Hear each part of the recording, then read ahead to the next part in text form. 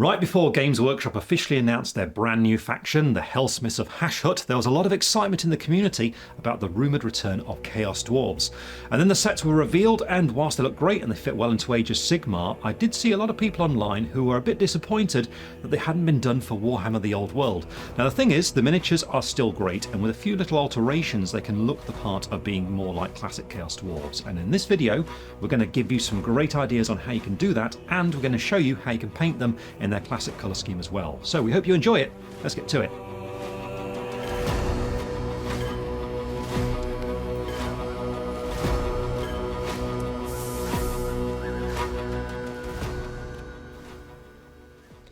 For the most part, the Helsmith range actually translates very well over into the old world because there's lots of like-for-like options when it comes to the Chaos Dwarf army list. So for a lot of it, all you got to do is just change the bases to be square bases. For example, the hobgrots can very easily be hobgoblins, the artillery pieces match quite nicely, and also you've got things like the bull centaurs too. But for your core rank and file, to make that infernal guard, what you're going to be using is the infernal cohort miniatures. And at the core, these are fine, but there are some changes that we should make, especially to get that old world feel. I've got an example one that I built straight out the box just here, and you can see it is a nice miniature, but first of all that spear is going to have to change because in the old world they can't have spears, and also this shield is very nice, but the old world style would often be round, so I think it'd be cool to change that to a round shield. It'd also be an opportunity to get a chaos icon on there as well, because right now there aren't any. As for the iconic tall hat, well, we do have a tall helmet on there, and when we paint that in the classic red and gold, I think that's going to look the part. But what we need to do is to source some easy to find parts that we can use to change over here, and my recommendation for this is to use some pieces from Chaos Marauder Horsemen. Now that's because the shields in this set are sculpted as if they're made out of metal, so it really suits the aesthetic of Chaos Dwarfs really nicely, and they've got loads of chaotic icons on there. And also get lots of axes too, which we can easily use to turn these weapons into halberds, great axes, all that sort of thing. You can use normal Chaos Marauder parts instead if you want to, but just bear in mind their shields do have wood grain sculpted into some of them, which you might or might not like on your Chaos Dwarfs. The choice really is yours. But the reason I recommend these is because it's actually easy to get those parts. I'm certainly not saying go and buy a whole box. Instead, check out some bits traders online and you'll find they frequently come up for sale, and eBay as well. eBay in fact is where I got the parts for this kit that we're doing just here. Also, you probably know somebody who collects Chaos and they're almost certainly going to have some spare parts of this line around, so see if you can do a trade with them for some bits and pieces like that. But once you've got some, you'll find they actually fit really well. Now I have built up another one of these infernal cohort miniatures who's going to be the base for our conversion just here, well, our bit smash really. And for this what we're going to do is start out by changing the shield. You can see here I've got a Chaos Marauder Horseman shield and it fits perfectly onto his arm. So all we need to do is just test the fit, make sure it's good, and then glue it into place.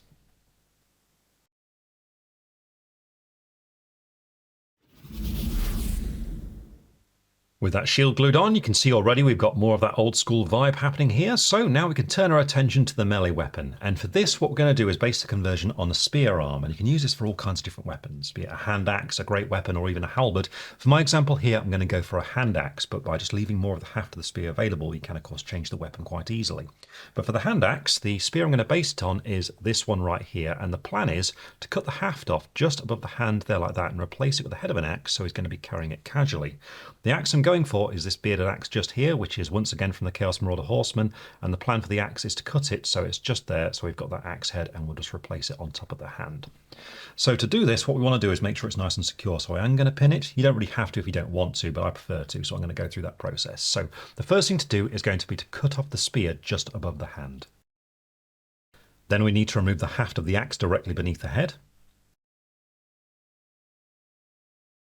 With that done, we can then get the pin vise drill and drill a short distance into the spear haft in the hand. And then again do the same thing on the head of the axe. With that prepared, it's just a matter of getting a small amount of paper clip that fits between them both, and then we can super glue this into place.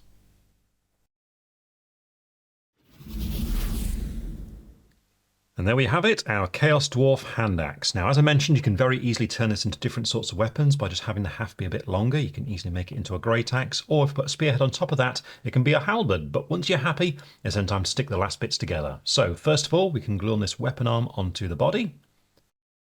Then it's time to stick on the head. And then finally, we can glue the miniature onto, of course, a square base.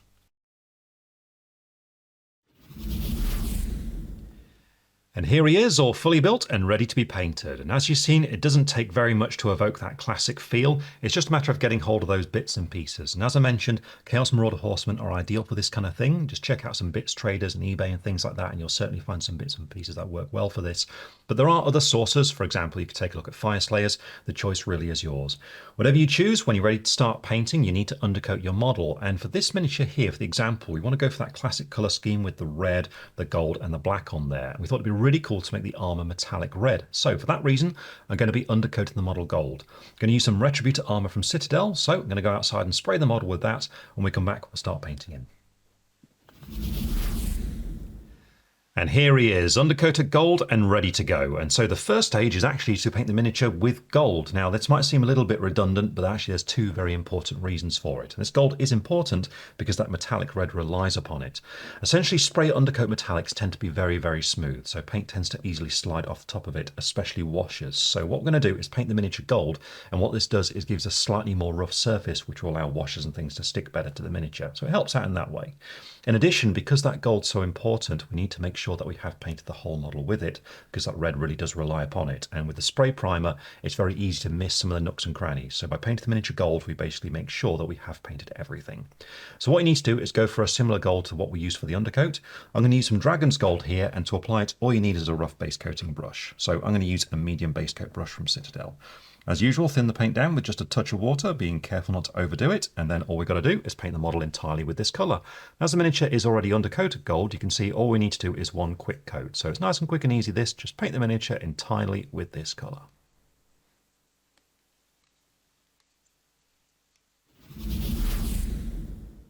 With that stage done, we can now apply our first wash onto the miniature, because what this is going to do is provide some pre-shading for the red that we're shortly going to do, but in addition, it's going to get some shading for all the gold trim that we're going to keep on the model as well. And here we're looking for a very rich gold, so we want a chestnut brown. I'm going to use some flesh wash for this, and to apply it, you want to go for a large brush here. So I'm using a medium shade brush from Citadel, good size for the sort of thing that we're doing, and what you need to do is just load up a generous amount of the wash on your brush, and then start painting it all across the miniature. So all you got to do is just start applying it, and then start working it into all the nooks and crannies as you move your way around. You really wanted to get it into those recesses to get shading in those areas. Now, when you're applying this quantity of wash, you do need to keep an eye on how it settles, because it will tend to run towards the bottom of the miniature. And if you're not careful, it can really start to clog up detail. So for example, if I get a lot on my brush and put it around here, you can see it really starts to gum things up just there. And if it dries like that, it doesn't look very nice. So if you spot that happening, just use your brush like a sponge, soak away the excess, and then redistribute it elsewhere around the miniature. And once you have got it painted all over, give it about 45 minutes to dry. Now, whilst the miniature is drying, if you're looking to learn some new painting techniques, then what you should do is check out duncanrhodes.com, which is our home on the internet. This website is the ultimate resource for people looking to learn new painting skills, and it's packed with well over 450 painting tutorials covering all sorts of things, such as Games Workshop's Warhammer the Old World, but also Warhammer Age of Sigmar, Elder Scrolls Call to Arms, A Song of Ice and Fire, and much, much more, even videos focusing on specific painting techniques. In addition to this, we have a thriving community of people also looking to up their painting skills, and every month we have a giveaway and a painting competition to inspire you as well. You can access all of this and more for just the price of a fancy cup of coffee a month, so if you're looking to learn some new painting techniques, be sure to go and check it out. Once that wash is completely dry, you'll be left with something that looks like this. And at this stage, we're now ready to start adding in the red metallic. And to do this, the plan is to paint one of Citadel's contrast paints over the top of the gold. So for this, all you need to do is just choose some sort of contrast-like paint. There's lots available. For example, you've got the speed paints from Army Painter. Whatever you go for, you just need to pick out a red that you like. Now, the one I'm going to use here is some Flesh Tearers red from Citadel. So a nice deep red, which I think suits the evil character of these guys. And what you need to do is choose a medium to small brush to apply it that holds a good point. So the one I'm using here is a size 0 from Arts Opus. It's a little bit smaller than a medium layer brush from Citadel. So just get some of this paint onto your palette, and then I like to thin it down with just a touch of water, which makes it a little bit thinner, gives a greater degree of control in its application. So just a small amount like that is absolutely fine.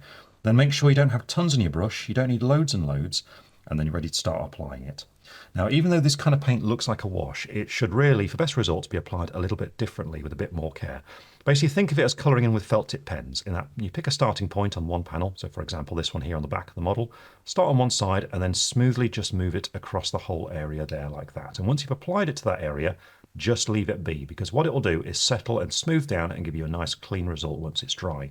Now, if we go back to it now and start poking it around, what it will do is tear the surface and you'll get a rough finish. So you just basically got to leave it like that and you'll get a nice smooth result.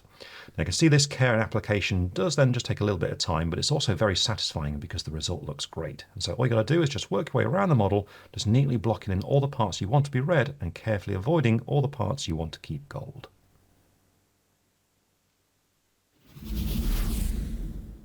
Once that's dry, you'll then have that red metal. So what we can do is carry on applying some other base coats onto the miniature to start to block out other features for it. And what we'll do is start out with a base coat of an off black, which we can shade down later on for some depth. Here we're going to use some Death Reaper, and this will be for things like the beard and fabrics. With that done, we can then paint in some dark iron, so like a black metallic with various details. Here I'm going to use some Doom Metal. Then we need some silver trim, and for this I'm going to use some Surcoat Silver. And then finally, any leather needs to be base coated, and for this I'm going to use some Scabbard Brown. But we'll start out with Death Reaper, and to apply it I'm going to be using the size 0 brush once again, because with these base coats we just need to take care to make sure we don't catch any of the gold that we want to keep, or indeed any of that metallic red that we got on the model too. So just thin the paint down with that touch of water, get it under control on your brush, and then we can start looking for any fabrics first of all, which for our example here are going to be things such as the sash, which you can see is just on the inside just there, but also we do have some fabric poking out underneath the scale armour, so we want to make sure we get this too. In addition, this is an ideal colour for the beard as well, so I'm going to make sure I base coat that as well.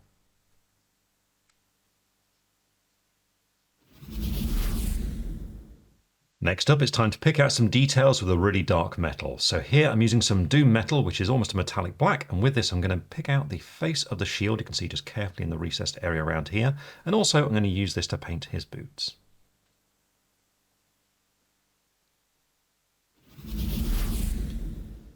Next up, I'm going to add in a brighter silver, so here I'm using some Surcoat Silver. And first of all, this is going to be for blades, such as the blade here on the axe, but in addition, I'm going to be picking out some of the trim with this colour, because don't want to overdo it with the gold for a rank and file guy like this. But of course, if you're doing these, then it's really up to you how much gold you leave. But I'm going to pick out things such as the trim here on the shield.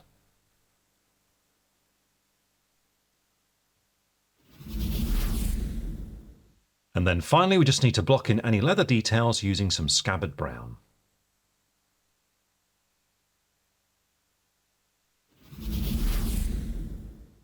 And here we have the model with all those base coats applied, and all these new ones that we've put on are actually put in this order because all of them can benefit from a black wash. So we can apply it now with all of them at the same time. So a nice efficient way of doing it.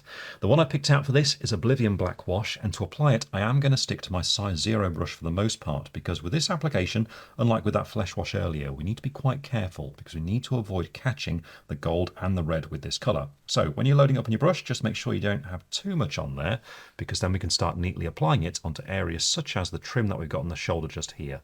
Now what you should do is start by applying it as far away from the red or the gold as you can. So I'm just poking it into that corner just there, and then we can use that as a reservoir almost to start pulling it out from there up to the edge of these details. And this way you keep it under control as you encounter the red just there like that. Now when it comes to painting the front of the shield, I think I'll go for a slightly larger brush as long as it can still poke amongst all of the gold around there, but you can see it's just a matter of taking your time, looking for these colours and painting the wash directly over the top.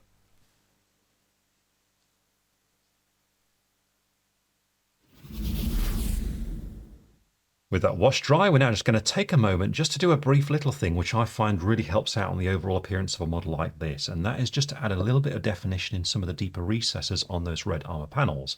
Because whilst that red contrast paint does have some shading to it, and of course there's the flesh wash underneath it providing shading too, in some areas the red becomes a bit overwhelming, so it's a good idea just to line a small amount of black into separations between armour panels just to help them pop out a little bit more. Now if you want to do this, what you need is a pitch black, and so I'm going to use some Doom Death Black for it, and to apply it, go for the smallest brush you have. So here I'm using my size 00 from Artsoap. It's about the same sort of size as a small layer brush from Citadel. What you need to do is just get some of your black heavily thinned down so it's quite inky, about that sort of consistency there. Just make sure you only have a small amount on your brush so that you keep that fine point. And then we're looking for any separations between red armour panels, such as around here. You can see the back of the breastplate goes down here, and then we've got the scales beneath it. And all you do is just run this colour directly into the deepest recess there. So just along there like that.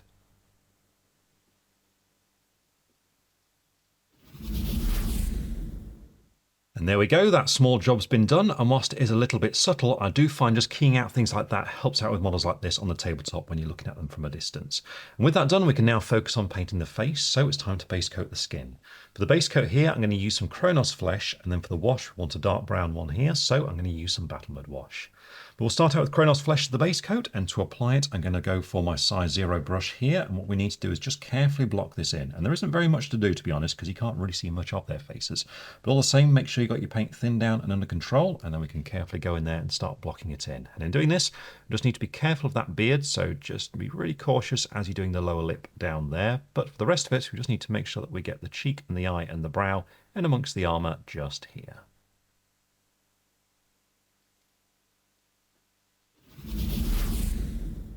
And with that base coat done, we can now apply a brown wash over the top. So here I'm using some Battlemud wash being applied with the size 00 brush, and that's just to make sure we don't put on too much paint and swamp the area and obscure all the detail.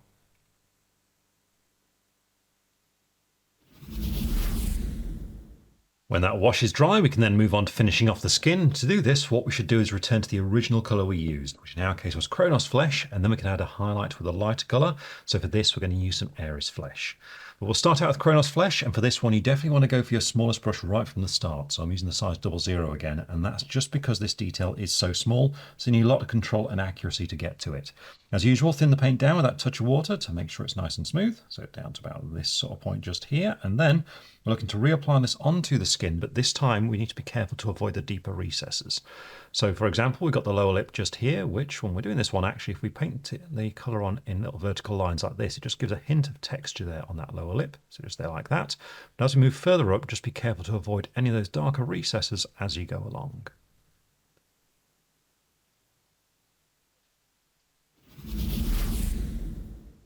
And then once that's done, we need a lighter skin tone. So here I've got some Ares flesh, which I'm still applying using the size 00 brush. And to begin with, I'm once again just going to add a few little dots onto that lower lip for a bit of texture.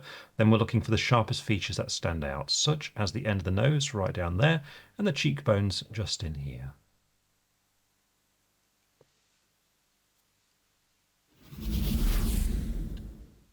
Now that we've got that done, we can move on to the details surrounding the skin, and the first of these can be the beard, and for this all we've got to do is highlight it with a sort of slightly brownish grey. So here I'm going to use some rodent grey, which will give it a bit of an organic feel. With that done, we can then pick out his fangs, and for this we'll start with Skeleton Legion, then move on to some Vampire Fang for a fine highlight. But first of all, I'm going to use some rodent grey, and to apply it I am definitely sticking to the small brush. So once more, it is the size 00, and all you need is a small amount of this loaded up on your brush, just being careful to make sure that you've got that good point on it there, because with this we just need to pick out the texture by just applying some lines to it. And you can see it's all horizontal. If I just poke the brush in there, you can see it just goes across, and so all you got to do is look for where it stands out and just run a touch this colour along those lines.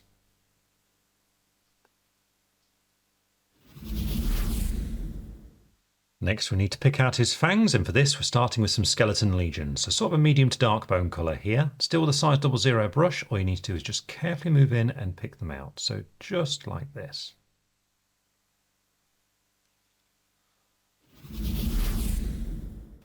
Then when you're happy with that, it's time to move on to a lighter bone colour. So now I've got some Vampire Fang, and still using the size 00 brush, all we need to do is add a few lines going down from the tip of each tooth.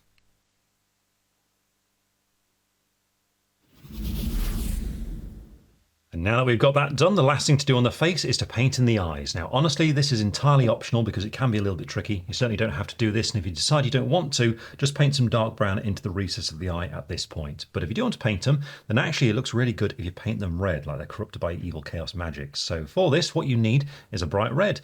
I'm going to use some demon red for this, and to apply it, just stick with your small brush. So again, I'm using my size 00. And what we need to do is carefully thin the paint down so it's a little bit inky. So just add the water to it. Just bring it down to this sort of smooth consistency here so that it flows easily from the brush. Then the next key thing to do is to remove the excess paint off your brush to make sure you don't have much on there, and just draw up a small amount fresh on the tip of the bristles there like that. Once you've got that prepared, it's a matter of just bracing your hands to be as steady as possible, and then we just want to introduce the paint in this direction like this. So just gradually move in towards each eye, just looking for the raised up dot, and just dot this colour onto each one.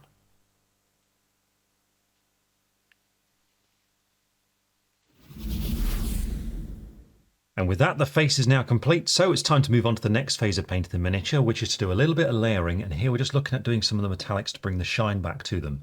Now, you might prefer a slightly more dull finish, in which case you can just skip past this part entirely, but if you want them to be a bit more shiny, what I recommend you do is return to your original silver first of all. So in our case, that's going to be Surcoat Silver. Now for this application, because we want a bit more care and control, I'm going for a smaller brush. I'm using my size 0 here, and with this, I just need to get some of this thinned down so it's a little bit translucent on your palette. So bring it right down to about that sort of strength there. Then all we need to do is reapply it over these silver trim details, always looking to avoid the recesses.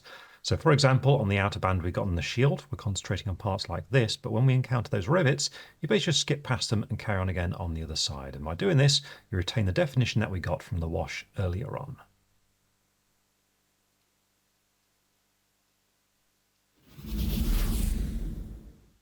Now that's done, you can see we've got that lovely shine back on that silver metal there. So what we should do is the same sort of thing on the gold, and in this case I'm going to return to the original gold we used. So it's back to some dragon's gold, and to apply it I'm going for the same technique. So once again I'm going to use my size 0 brush, and it's just a matter of getting that gold thinned down so it's got that slight translucency about it. So we're looking for something kind of like that. Make sure you don't have much in your brush, and then we can start reapplying it. And once again, we're aiming for the flatter areas. I want to be careful to avoid the recesses, such as the rivets that appear on the crest just around here.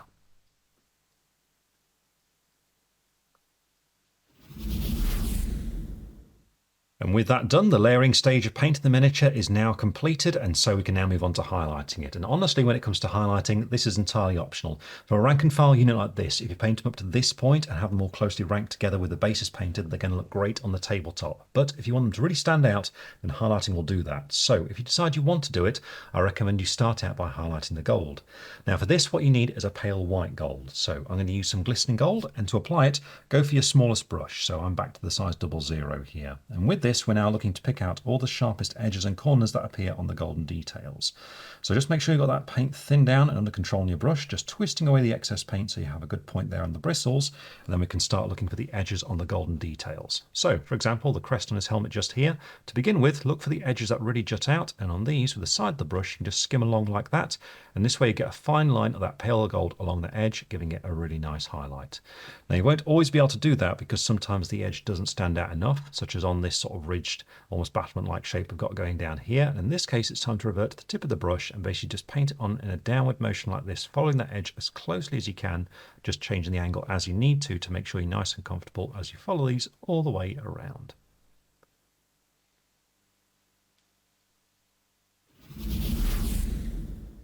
And there we go, that's the gold completed. So now what we'll do is move on to highlighting with 3 more colours, starting out with a bright silver. So here I'm using some mithril blade, and there's quite a lot we need to highlight with this one, but once it's done, there's not much left to do. For all that black fabric, we just need a dark grey. So here I'm going to use some dungeon stone grey, and then finally we can highlight the leather, and for this I'm going to use some bootstrap brown. But first of all, we need a bright silver. So here I'm using some mithril blade, and to apply it, I'm sticking to the same brush, so the size 00 again. And this is going to be the same technique as what we just did with the gold, except there is quite a bit more to do with this one, because we're not only looking for both shades of silver, but also that red metallic armour too. So for all of this, again, make sure that paint's thinned down and under control, and just be careful not to overload your brush so that it doesn't go where you don't want it. And then we can start looking for the sharp edges in these details. So for example, we've got the silver where we can use the side of the brush to skim along, such as on the outside of the shield, but remember just to switch the tip of the brush when the edges aren't quite so pronounced so that you can just follow the edge there like that. But as I mentioned, we're also looking for the other shade of silver. So we've got the dark one down here with these iron boots. Just a few fine lines and the sharper edges are all we need around here. But also we can use this as the edge highlight on the red armour as well. And again, where possible, just approach the side of the brush and skim along, such as just here. And we're looking for a really fine sharp line when it comes to the red. So just very gently apply it there like that. But remember, when you can't quite reach the edge with the side of the brush, it's time to revert to the tip of the brush. Just make sure you're comfortable and that your hands are nice and steady and braced, and just apply the colour in a downward motion like this.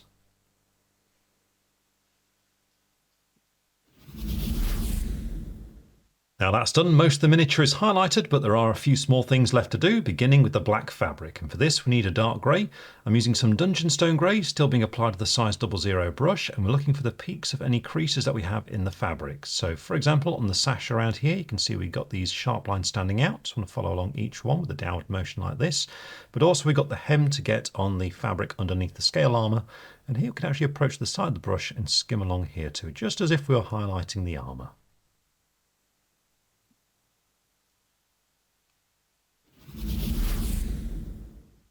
And then finally, all we need to do is highlight any leather details on the miniature using some bootstrap brown, such as the little scabbard that we've got down here. And with this done, the miniature is finished and ready to be based. And as ever, it's entirely a choice what basing scheme you go for, but as this model's going to be fighting in the old world, I'm going to go for a grasslands base.